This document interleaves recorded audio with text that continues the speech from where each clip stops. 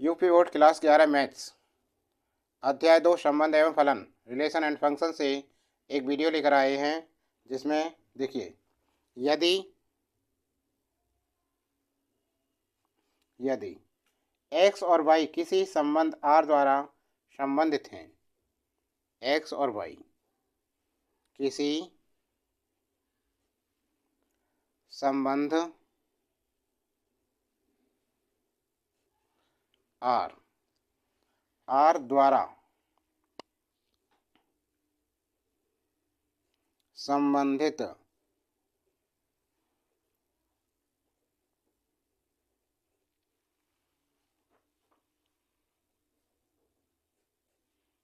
हैं तो x relation y, ठीक है, लिखा जाता है, लिखते हैं। ठीक, आगे देखिए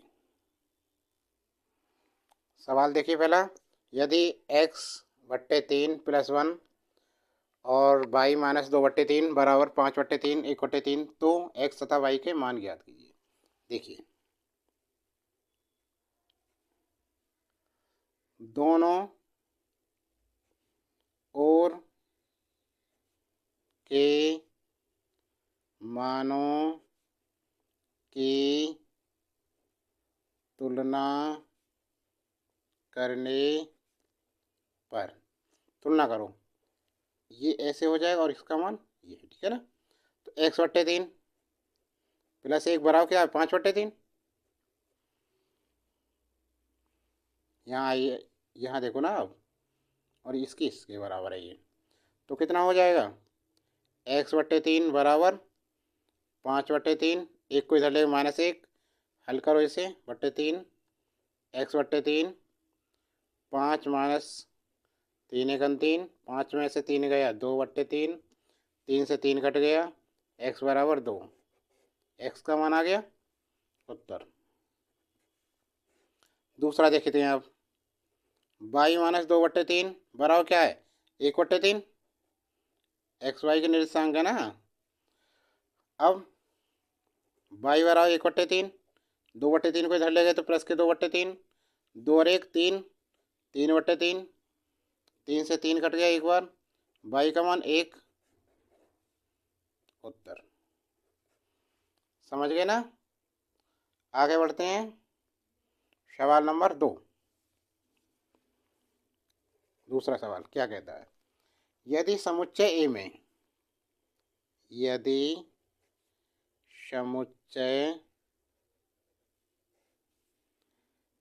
A में 3 अवयव हैं,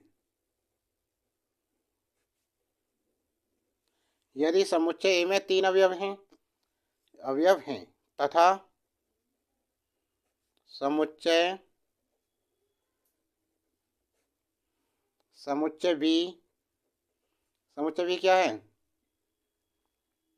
3 4 और 5, ठीक है। तो A क्रॉस B में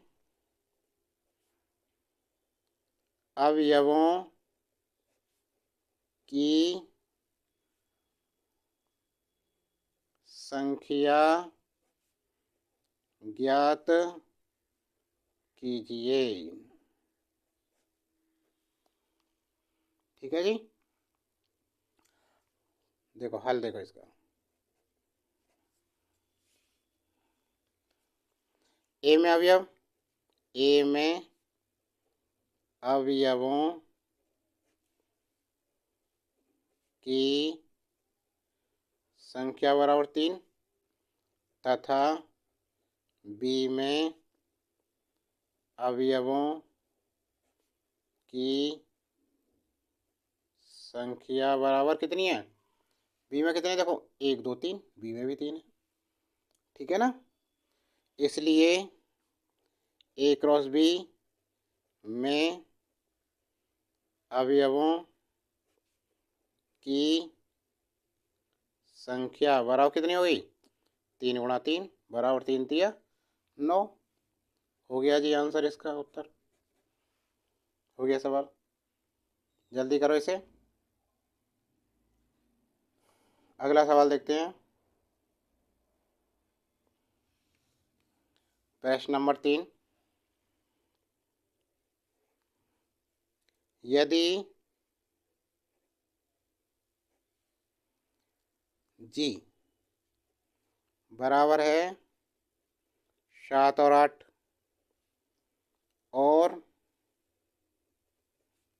एच बराबर है 5 4 2, तो जी क्रॉस एच तथा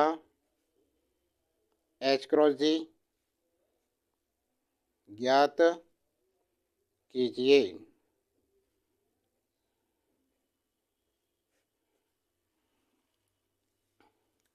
हल देखो इसका सॉल्यूशन। जी बराबर 7 8, एच बराबर 5 4 2, जी क्रॉस एच बराबर 7 8 गुणा 5 4 2 बराबर। देखो क्या करते हैं, सबसे पहले 7 के साथ इन सभी को लिखेंगे ब्रैकेट में, ठीक है ना। तो लिखेंगे 7 5 कोमा 7 4 कोमा 7 2, समझ गए। अब इसी प्रकार 8 के साथ लिखेंगे, 8 के साथ 5 लिख दिया, फिर 8 के साथ 4 लिख दिया और फिर 8 के साथ 2 लिख दिया, मजला कोष्टक बंद। हो गया जी उत्तर। कितना सरल सवाल है, जिसे कठिन समझ रहे थे आप। अगला देखिए, अब पूछ रहा है एच क्रॉस जी। एच क्रॉस जी, एच का मान लिखो पहले 5 4 और 2 क्रॉस।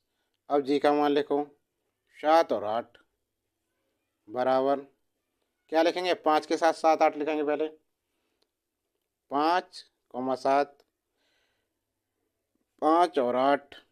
अब 4 के साथ 4 7 4 और 8। अब 2 के साथ लिखो 2 7 2 और 8, ठीक है।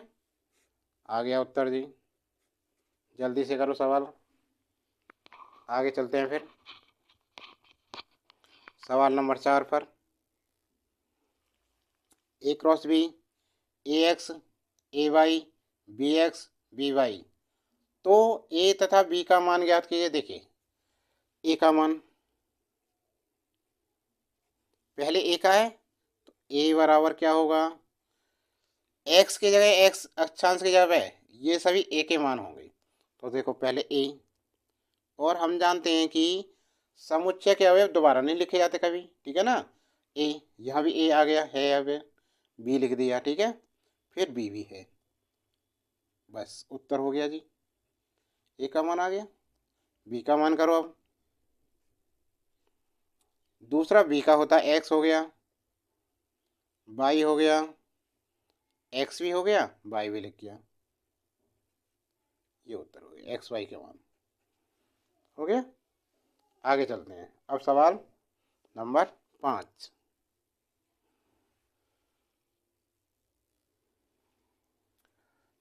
दी हुई आकृति समुच्चय पी से क्यू का एक संबंध दर्शाती है, ठीक है।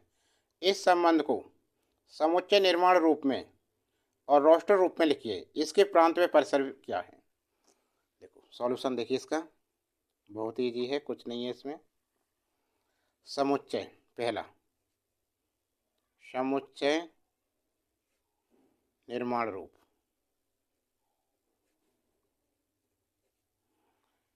निर्माण रूप में आर बराबर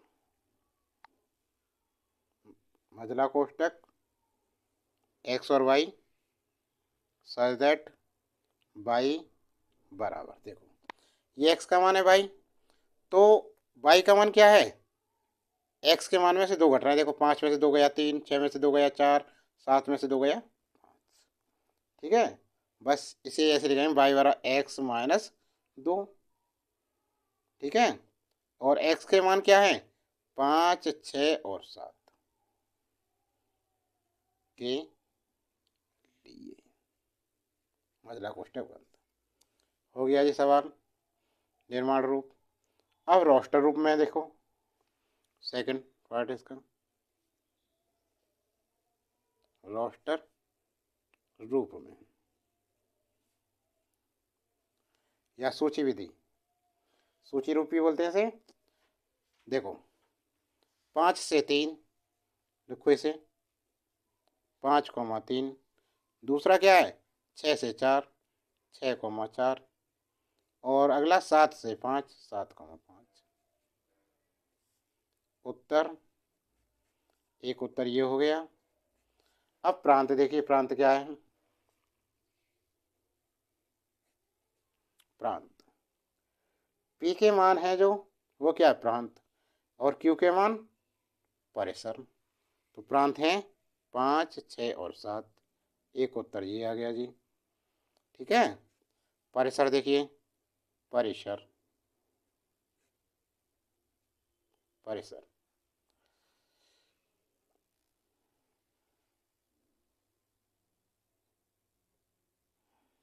परिसर में क्यू के मान को परिसर बोलते हैं। 3, 4 और 5।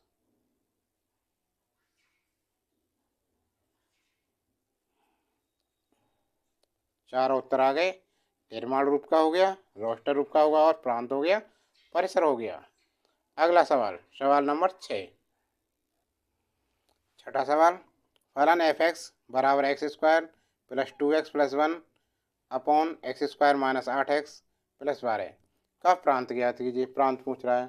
देखो एफ एक्स बराबर x square plus 2x plus 1 क्या है, एक्स प्लस 1 का होल स्क्वायर। देखो पहले पद का वर्ग प्लस दूना दोनों की गुणा 2x प्लस दूसरे पद का वर्ग 1 अपॉन, इसके क्या करें हम, गुणनखंड 8, तो ये हो जाएगा 6 दूनी 12, एक्स स्क्वायर माइनस के 6x माइनस के 2x प्लस 12, 6 दूनी 12 हो गई गुणा और जोड़ माइनस के 8। ठीक है, अब देखो x प्लस 1 का whole square upon x square, और ये दो वो हो गए, जोड़ा बन गए। तो इसमें कॉमन आया एक्स माइनस 6 हो गया, इसमें कॉमन माइनस के 2, एक्स माइनस 2 छिक्के 12, इतना आ गया। ठीक है, तो ये गुणनखंड हो गए एक्स प्लस 1 का whole square upon x minus 2 और एक्स माइनस 6, इतना हो गया ना। अब देखिए प्रांत पूछना है, तो x बराबर जो नीचे के दे रखा है, और x बराबर 2 तथा x बराबर 6 पर परिभाषित है, परिभाषित परिभाषित नहीं है, परिभाषित नहीं है। x माइनस 2 से x बराबर 2 हो गया, x माइनस 6 से x बराबर 6 हो गया, इन दोनों पर ये परिभाषित नहीं है। अतः फलन का प्रांत संख्याओं 6 और 2 को छोड़कर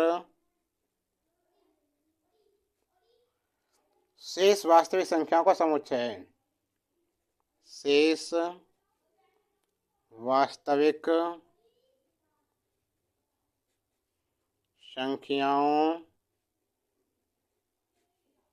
का समुच्चय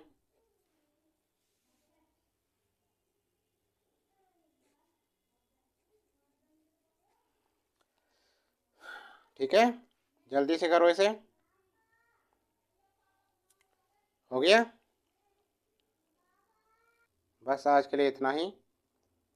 और अच्छा लगे, समझ में आए, लाइक करना और कमेंट में बताना कैसा लगा वीडियो।